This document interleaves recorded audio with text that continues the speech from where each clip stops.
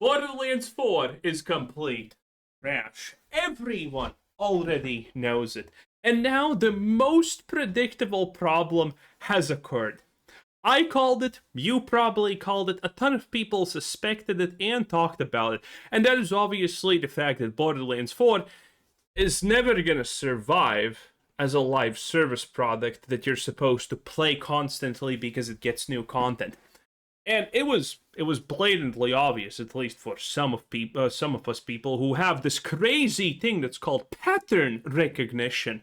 I know, we're breaking new grounds. Pattern recognition.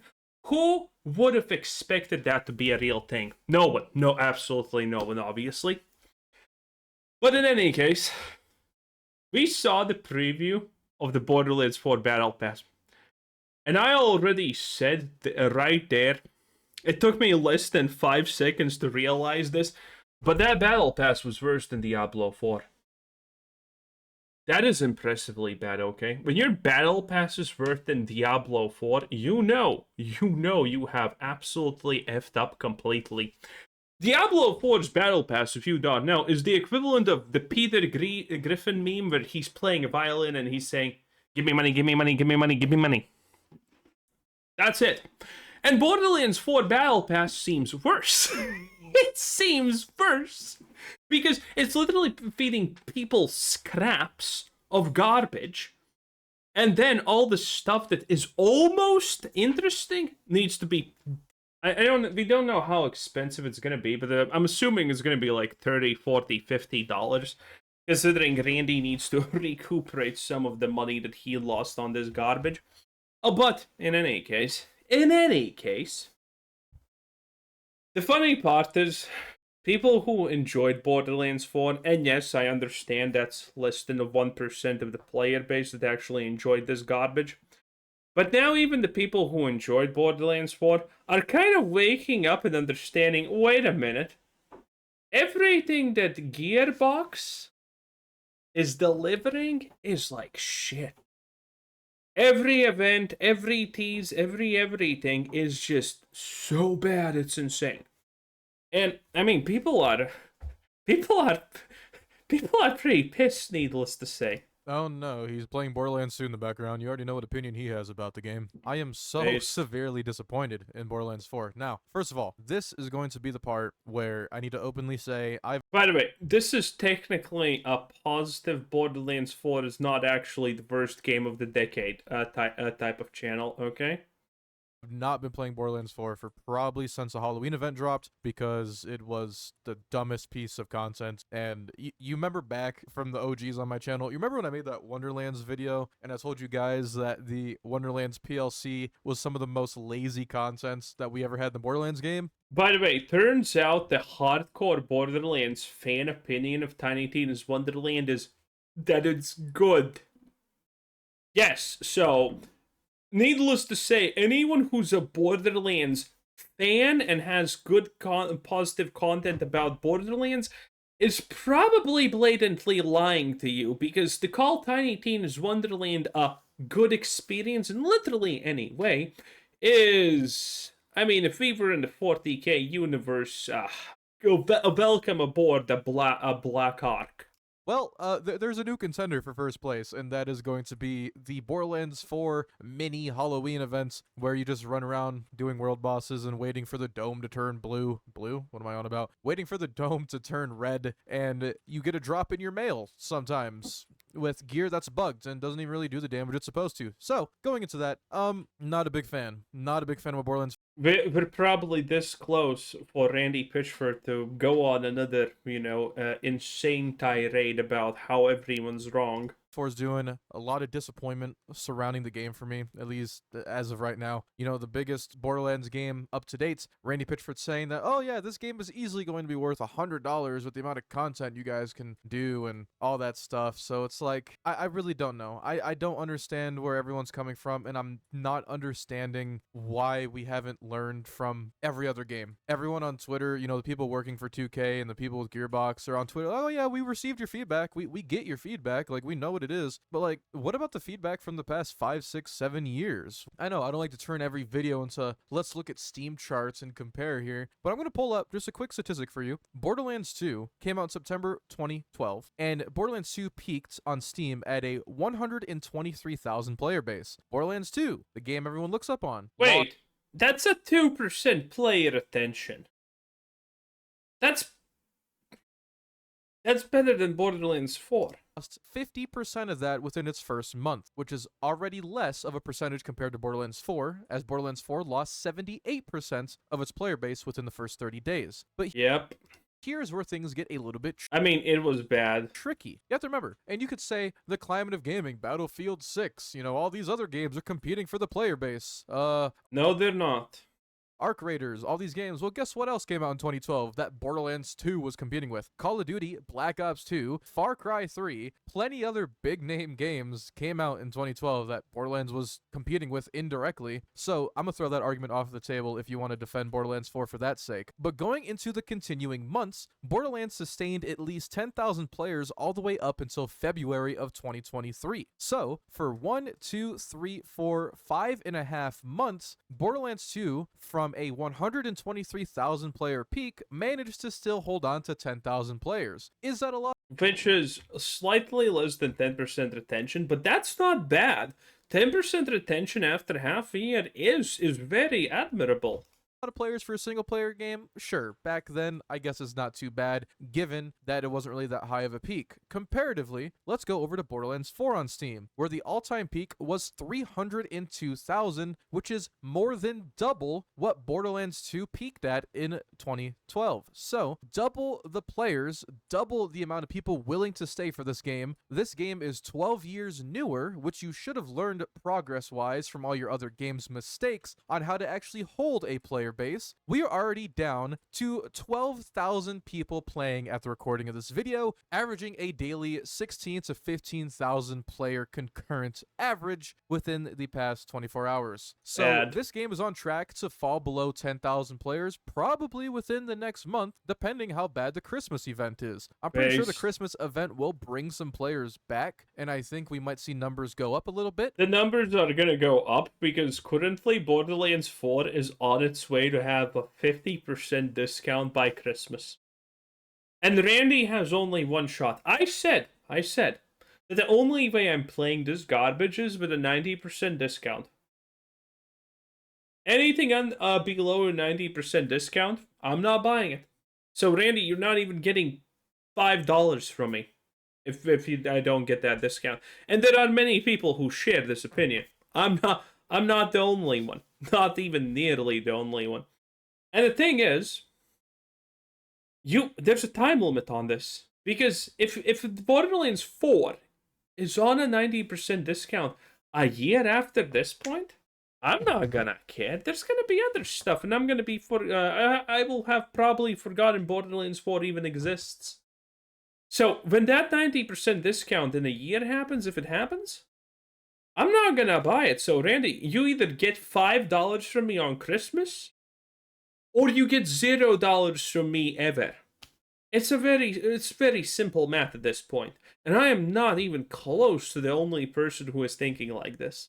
But I don't know for how long. I might be wrong, and the Christmas event could revive the game, and there will be 30, 40,000 players on when it comes out. I will put my own words if that happens to be the case. But let's also not forget that even though Borderlands 2 came out in September of 2012, they didn't get a Christmas DLC that same year. It's not like a few months later to maintain the player base, Borderlands 2 got Mercenary Day, because Marcus's Mercenary Day dropped December of 2013, which was the next year, and we did see some players come back for that. We saw like a 3,000 to 4,000 player jump, and they held that on for a few months, so it's entirely possible the Borderlands 4 Christmas event can provide the same numbers. But this is where I go into the rants. We have Borderlands 2, and I actually saw a video recently by Drea. He's one of the homies that makes Borderlands content. He made a video basically highlighting that Borderlands 2 sets a unrealistic standards for the rest of the Borderlands games, and realistically, none of the newer Borderlands games have been able to keep up with the amazing standard of Borderlands 2. And if you think I'm wrong, because everyone seems to think that, I mean, that's not Borderlands 2 problem that it was better.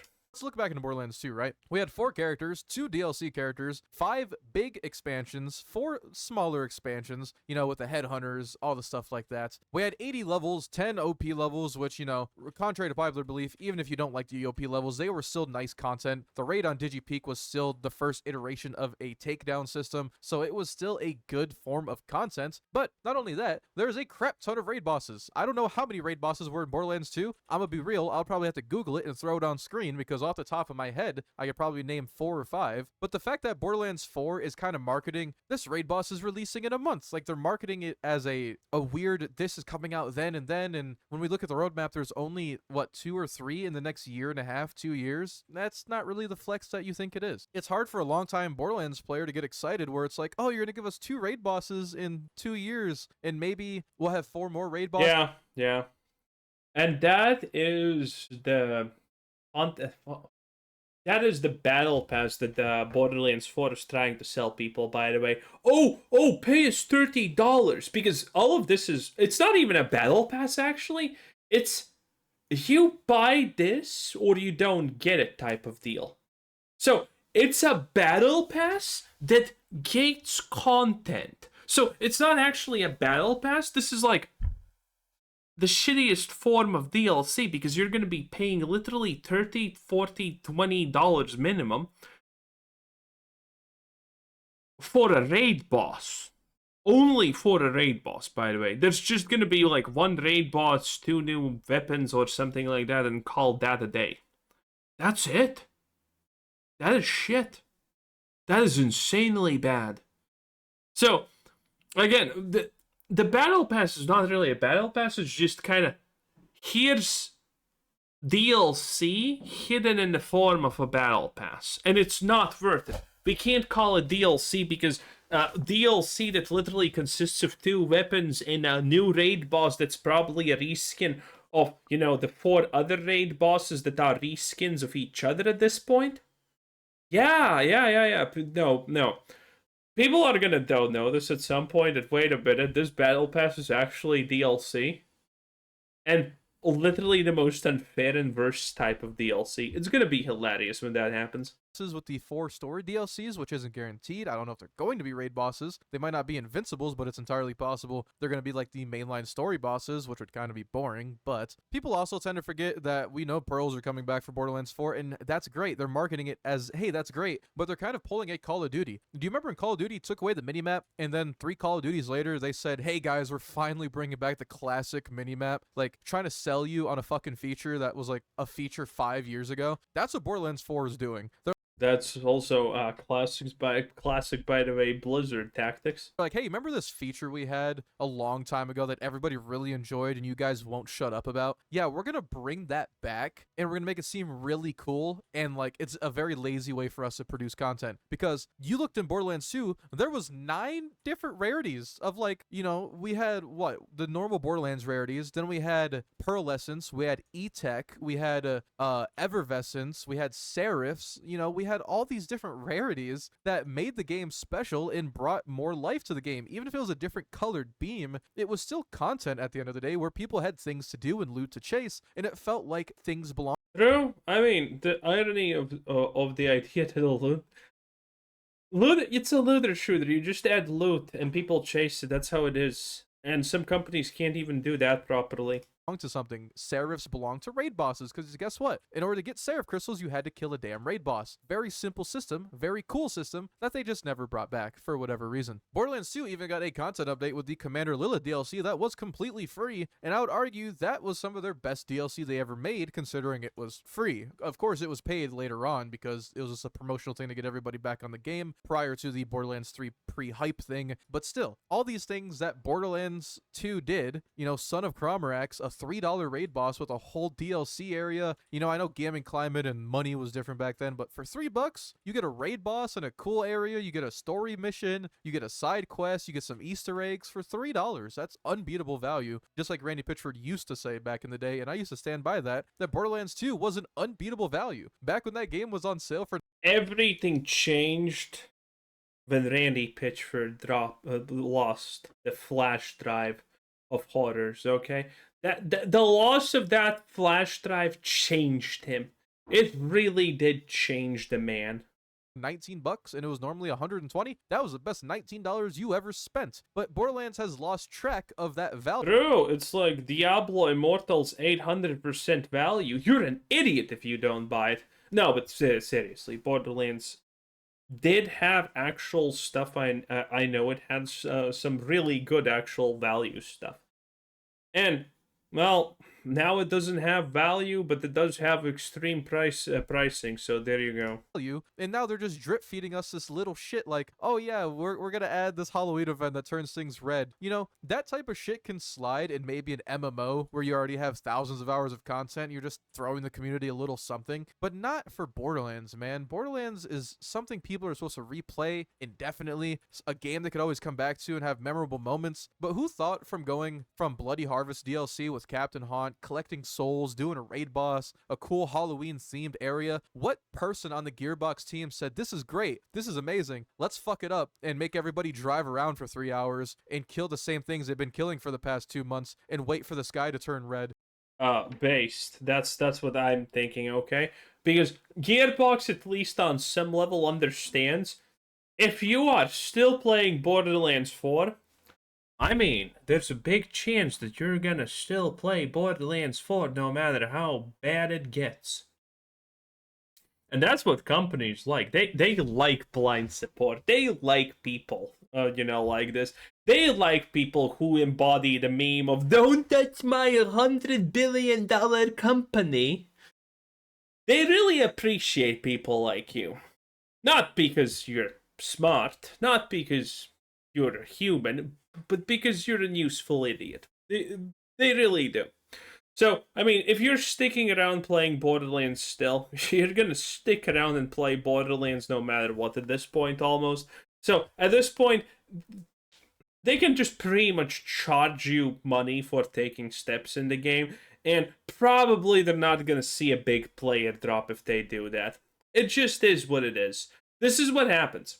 You eat slop, you say thank you for the slop, you put the tube down your throat yourself, and then you're magically surprised. Oh, how are things getting worse? Oh, yeah, it's crazy. It's insane. It is what it is. In any case, that was Term X 10 out of 10. Borderlands is not really a good game, but, at least it's funny to watch it boil down. Bye-bye.